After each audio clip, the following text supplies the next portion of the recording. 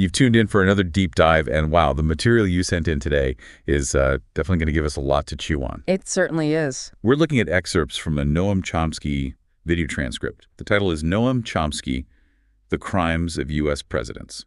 Pretty direct. Very direct. Sets a clear tone for a critical look at U.S. foreign policy history through a specific lens. And our mission here, just to be clear for everyone listening, is to explore the arguments Chomsky makes in this specific transcript.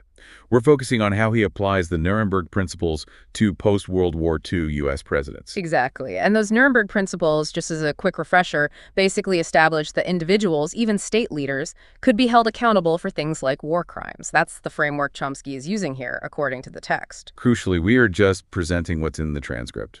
We're not endorsing these views or making political statements ourselves. Absolutely. We're just unpacking the claims as presented in the source material you provided. Okay, so let's get into it. Chomsky goes through several presidents. We'll take them one by one and outline the actions he flags as potentially indictable offenses under those Nuremberg principles he references. First up is Eisenhower. Right. According to the transcript, Eisenhower's presidency is marked by some major interventions. First one mentioned is the 1953 overthrow of Iran's democratically elected government, a military coup. And Chomsky links that directly to consequences. He does. He points to 25 years of what the transcript calls a brutal dictatorship that followed right up until 1979. You sort of see a theme appearing early on in his analysis here. Which is? Well, the claim of a pattern, a willingness by the U.S., allegedly, to intervene against elected governments if their policies didn't align with U.S. interests. And that claimed pattern continues with the next example. Yes. The transcript then discusses the 1954 overthrow in Guatemala. It calls it the first and, indeed, the last democratic government there. Again, a military coup and invasion. The consequences mentioned there are pretty stark. Extremely. The transcript uses the phrase massive atrocities continuing for almost 50 years. It's a very heavy claim presented in the source. Wow. Okay. What else under Eisenhower? There's also mention of a major clandestine terror operation in Indonesia. The stated goal, according to the transcript, was to break up the country, seize resource-rich islands, and, importantly, undermine Indonesia's democracy. And the reasoning given in the transcript for that? It's quite specific. Chomsky suggests Indonesia was considered too free and open. Why? Because it allowed a political party, one representing the poor, to gain ground. So the alleged U.S. action was? Supporting and helping to instigate a military rebellion in those outer islands. It paints a picture, in Chomsky's view, of interventions driven by, let's say, geopolitical and economic anxieties. Okay, that covers Eisenhower according to the source. Moving chronologically, next is Kennedy. Right, and the focus here shifts significantly towards Vietnam, though with some context first. The transcript notes that before Kennedy, under Eisenhower, the 1954 political settlement for Vietnam was allegedly blocked, and that a, quote, Latin American-style terror state was set up in the South. Leading to significant violence even then. Yes, the transcript suggests maybe 60 to 70,000 people killed by the end of Eisenhower's term, which, Chomsky argues, provoked a reaction from the South Vietnamese. Which Kennedy then responded to. With what the transcript calls a direct invasion in 1962, and it goes into some detail about Kennedy's actions. Yes. Well, it claims about a third of bombing missions were actually U.S. Air Force, sometimes disguised with South Vietnamese markings, but flown by U.S. pilots. It mentions authorizing napalm. Heavy stuff. And starting the use of chemical weapons to destroy food crops. Plus, programs that allegedly drove millions into what Chomsky terms concentration camps. It depicts a major escalation. And beyond Vietnam for Kennedy. The transcript also points to what it calls a massive campaign of international terrorism against Cuba. Which we know had huge potential consequences. Absolutely. The Cuban Missile Crisis. The transcript frames that near catastrophe as a direct result of this alleged campaign. So another major intervention highlighted for Kennedy. Okay. Moving on from Kennedy, the transcript brings us to Johnson. Under Johnson, the main points raised are, first, a huge expansion of the war in Vietnam. The transcript even alleges it extended into China and gives a staggering death toll estimate. Which is? 3 to 4 million people. It's a almost unimaginable number presented there. A truly immense human cost. if that figure is accurate as presented. Anything else for Johnson? Yes, the transcript also mentions the invasion of the Dominican Republic. The stated reason, according to Chomsky, was to block a potential democratic revolution there. Okay. And finally, it notes Johnson's support for the early stages of the Israeli occupation following the 1967 war. So a period of significant military actions across different regions based on this transcript. Got it. Next in line would be Nixon, but... Yes. The transcript actually has a direct quote here. It says, we don't even have to talk about, we can skip that one. Okay. Okay. So following the source materials lead, we skip Nixon and move to Ford. Exactly. Gerald Ford.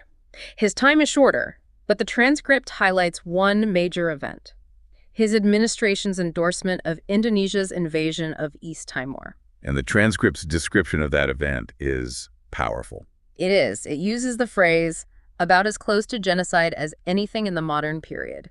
That's a direct quote on the severity from Chomsky's perspective. Was there international reaction mentioned? Yes, it notes a formal condemnation at the UN Security Council, but then it brings in Daniel Patrick Moynihan, the U.S. ambassador to the UN at the time. And his role. The transcript quotes Moynihan admitting his instructions were basically to make the UN utterly ineffective in stopping the invasion, and that he, well, succeeded. That's quite an admission, as reported there. It is, and Moynihan is then quoted in the transcript saying something like, in the next few months it seems that about 60,000 people were killed.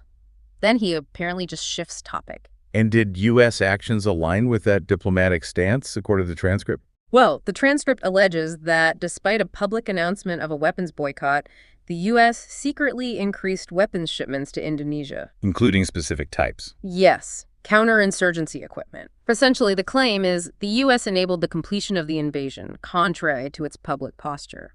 A significant alleged discrepancy. Okay, that leads us to Carter, often associated with human rights, but he's included here. Yes. The transcript argues that Carter actually increased the flow of weapons to Indonesia during the peak of the atrocities in East Timor around 1978. But weren't there congressional restrictions by then? There were, related to human rights, but the transcript claims Carter found a way around them. It alleges that Vice President Mondale arranged for Israel to send U.S.-made Skyhawk jets to Indonesia. As a sort of workaround. Effectively, yes. Circumventing U.S. law via a third party, that's the accusation presented in the transcript. It's the serious claim. The transcript also tackles the Camp David Accords under Carter, right? Usually seen as a triumph. It does, but from a very different angle. Chomsky, in this transcript, calls Camp David a diplomatic catastrophe. Catastrophe, why? The argument presented is that the U.S. and Israel finally agreed to terms Egypt had offered way back in 1971, terms they'd rejected then. But now, Chomsky argues, the situation was worse for them because the Palestinians were now part of the equation. And consequences beyond that. The transcript claims it led to a massive jump over 50% of total worldwide U.S. aid in military and other assistance to Israel. Which was then used how, according to Chomsky? Allegedly, to attack Lebanon in 78 and 82, and to accelerate the integration of the occupied territories. So, yeah, completely different framing of that historical event. Very different indeed. Yeah. Okay, after Carter comes Reagan. Is he also skipped initially? Yes, another direct quote from the transcript. I don't think we have to talk about that one either. But he is mentioned later. He is, specifically in the context of Nicaragua. The transcript notes Reagan was the first U.S. president condemned by the International Court of Justice, the World Court. For what? For the unlawful use of force, which the transcript states the ICJ called international terrorism in the U.S.-backed war against the Nicaraguan government. How did the wider international community react to that ruling? The transcript states the UN Security Council actually endorsed the World Court's condemnation in 2 resolutions. What? Both were vetoed by the United States. So the source highlights this instance of the U.S. directly opposing a judgment from the primary international legal bodies regarding its action. Okay, that brings us to Bush Sr., George H.W. Bush. What does the transcript highlight here? First, the invasion of Panama. The transcript gives an alleged death toll of around 3,000 Panamanians, noting it was never really investigated. And the stated reason for the invasion? To kidnap Manuel Noriega. The transcript describes Noriega as a disobedient thug, but points out he was previously on the U.S. payroll, supported by the U.S. Highlighting the shifting alliances. Precisely. And it adds what it sees as the irony of Noriega then being tried in Florida for crimes allegedly committed mostly on the CIA payroll. It underscores that complexity. What else under Bush Sr.? The first Gulf War in Iraq. Chomsky argues in this transcript that the administration refused opportunities for a diplomatic settlement. And claims this wasn't reported. Largely unreported, he claims, with maybe one exception in the press. Furthermore, the transcript alleges the way the war was conducted, specifically the attack on Iraqi infrastructure, was criminal under the laws of war. He even likens it to biological warfare because it destroyed essential water and sanitation systems. Strong language again. Anything else regarding Iraq under Bush Sr.? The sanctions regime. While Clinton continued it, the transcript emphasizes it began under Bush Sr. In the claimed outcome of those sanctions. According to this analysis, hundreds of thousands of deaths, primarily civilians, while paradoxically strengthening Saddam Hussein's control. A grim outcome as presented here. Okay, that covers Bush Sr. Now, Clinton is next, but there's a brief mention of Bush Jr. first. Yeah, it's a bit disjointed in the transcript. It says, Bush, let's go on with Clinton. Yeah. Okay, I'm one of Clinton's minor escapades, very minor. So it seems to intend to discuss Bush Jr., but then immediately pivots back to Clinton. Okay, so sticking with Clinton then, what's highlighted? A major point is the cruise missile attack on the Al-Shifa pharmaceutical plant in Sudan. I remember that. Often described as an intelligence failure. Right, but the transcript disputes that. It claims it wasn't an intelligence failure and cites estimates, one from the German ambassador, another from a Near East Foundation director, suggesting the destruction led to several tens of thousands of deaths due to lack of essential medicines. That's a drastically different account of the consequences. It is. It raises questions within the context of this transcript about the human cost and the information available at the time. What else on Clinton? The transcript mentions his administration declaring past UN resolutions concerning the Middle East conflict obsolete and anachronistic, implying a shift in U.S. policy towards international consensus on that issue. That's the suggestion presented in Chomsky's analysis here, yes. A move away from established international frameworks. And the Oslo peace process under Clinton. This is another area where the transcript offers a critical view. It argues that during the peace process, Israeli settlement activity in the Palestinian territories actually ramped up. Even though there were peace talks happening. Yes. The transcript claims this settlement expansion, which it notes was funded by U.S. taxpayers and backed by U.S. aid and diplomacy, continually increased. It says it reached its highest level since 1992 in Clinton's last year in office. So the implication is that the foundations for peace were being undermined simultaneously. That's the argument. The transcript describes the Palestinian territories becoming cantonized, broken up by settlements and infrastructure projects. Actions that, it suggests, would be called war crimes if done by others. A very critical take on that era. Definitely. It presents a sharp contrast to the more common narrative of progress towards peace during that time. And that seems to cover the presidents detailed in this specific excerpt we've been working from.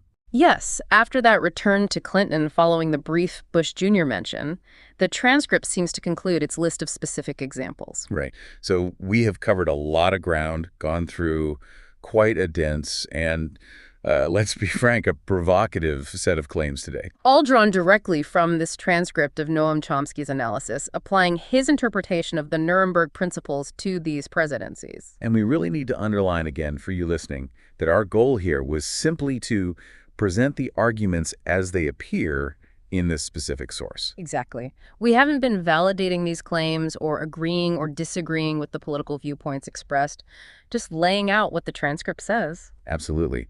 It does leave you thinking, though. Considering the historical events and this particular critical perspective we've unpacked today, what does it really mean for any nation, especially a powerful one, to consistently uphold international principles in its foreign policy? What are the complexities, the potential contradictions that are just inherent in that kind of endeavor? It's definitely something worth mulling over. Food for thought.